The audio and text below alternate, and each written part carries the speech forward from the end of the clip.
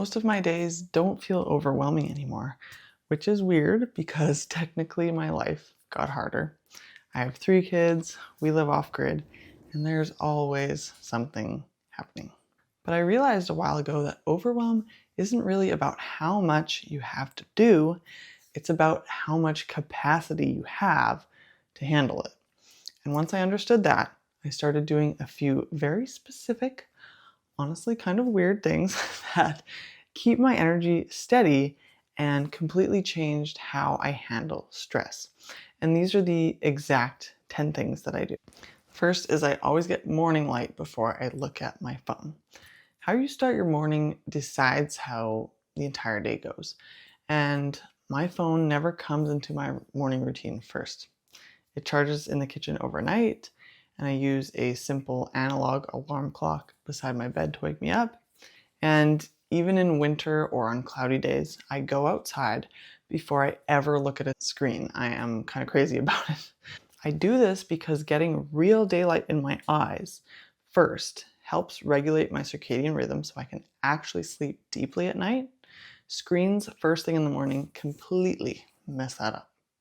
So protecting your circadian rhythm early will remove a surprising amount of downstream overwhelm and energy crashes. Now, that same idea carries into what I do that first moment that I reach for my phone in the day, and that is that I pause before picking up my phone. Most overwhelm doesn't come from the phone itself, it comes from how unconsciously we all use it, right? I used to pick up my phone constantly without thinking. I'd check one thing, then suddenly be in the messages and emails and notifications and randomly scrolling when I didn't even intend to.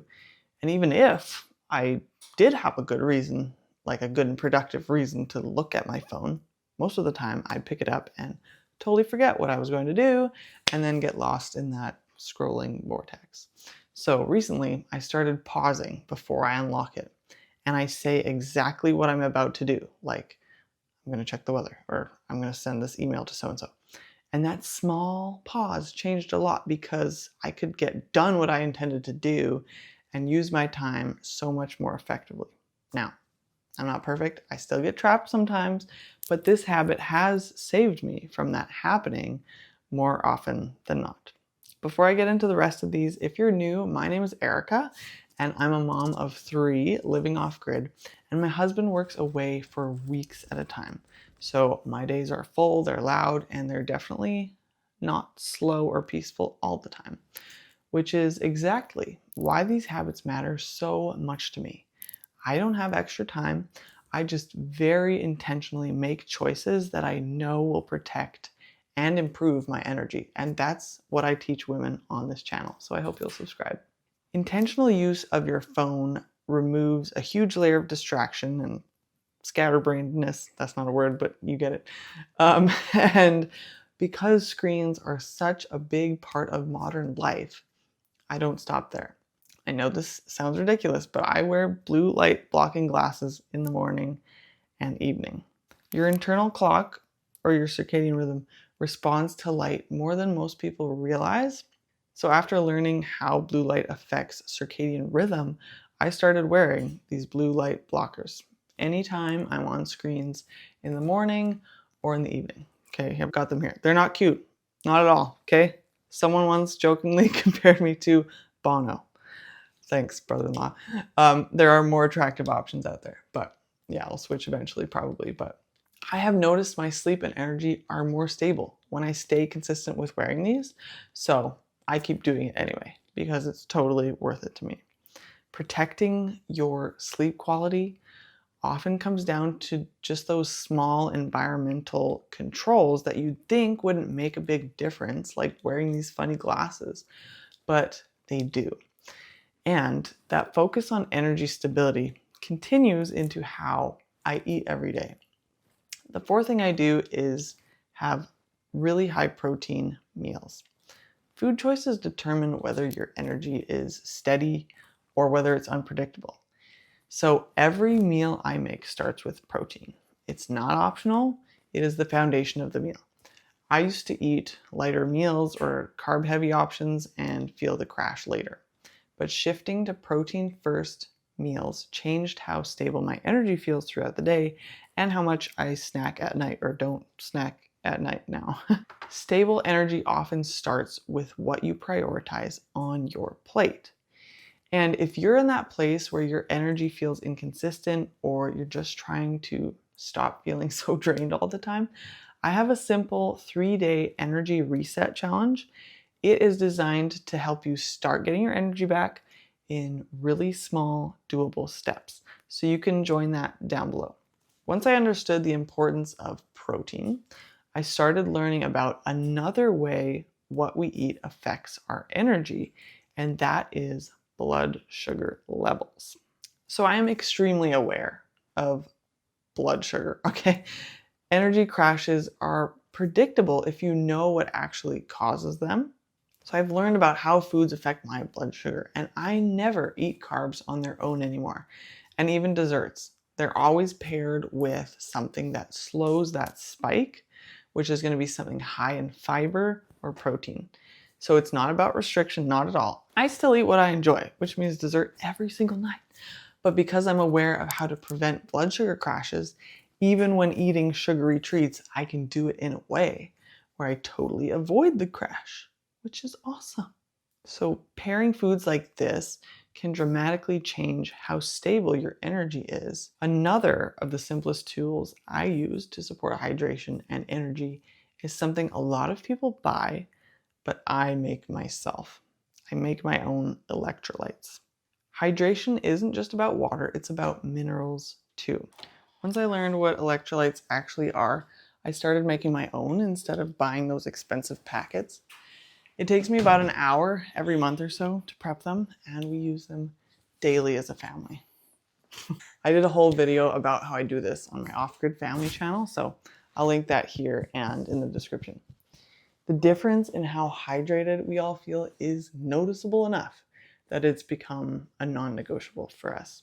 Sometimes the simplest DIYs can replace expensive habits, but still have the same effectiveness. And that same mindset of reducing unnecessary and expensive inputs shows up in my home too. I avoid artificial fragrances like the plague. Your environment is constantly talking to your body on a physiological level. So I avoid artificial things as much as possible. Once I started learning how many chemicals are hidden in scented products, it stopped feeling worth it. We don't use plugins or fragranced personal care products, and our home just feels cleaner in a chemical way, if that makes sense. Like if I go into a room where Febreze has been sprayed, this happened recently, it feels thick and hard to breathe, not fresh like it promises. Like, give me real fresh air. That's the real deal, right? We just open the windows. And that change led me to simplify the actual products I use in our home too. Now, this is where people usually think I've gone off the deep end. I make my own cleaning products for the most part. What you clean with becomes part of your environment, whether you notice it or not. So I make a lot of my own cleaning products, things like all-purpose spray, glass cleaner, and hand soap. Not everything is homemade, but I try to choose simple, low-toxic options wherever I can if I don't make it. And it just removes a layer of mental clutter. I know exactly what's in our home, and I know that it's totally weird to make these things myself, but it leaves me feeling comfortable because I know I'm not poisoning my family with the products we're using daily or sometimes multiple times a day. And it's helped me to pare down to just a few products. I don't have a different cleaner for every type of surface in my house because I think it's completely unnecessary. I just have a few. And that same simplification shows up clearly in how I handle food planning now as well. The ninth thing is I repeat meals on rotation.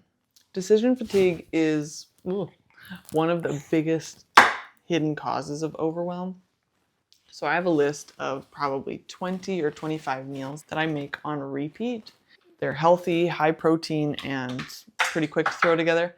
And I almost always keep the ingredients stocked so I can make them anytime.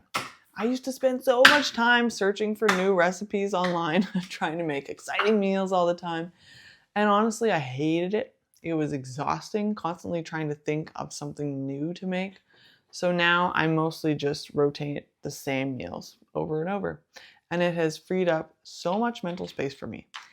And every once in a while, I'll have this thought like, wow, we're having this again.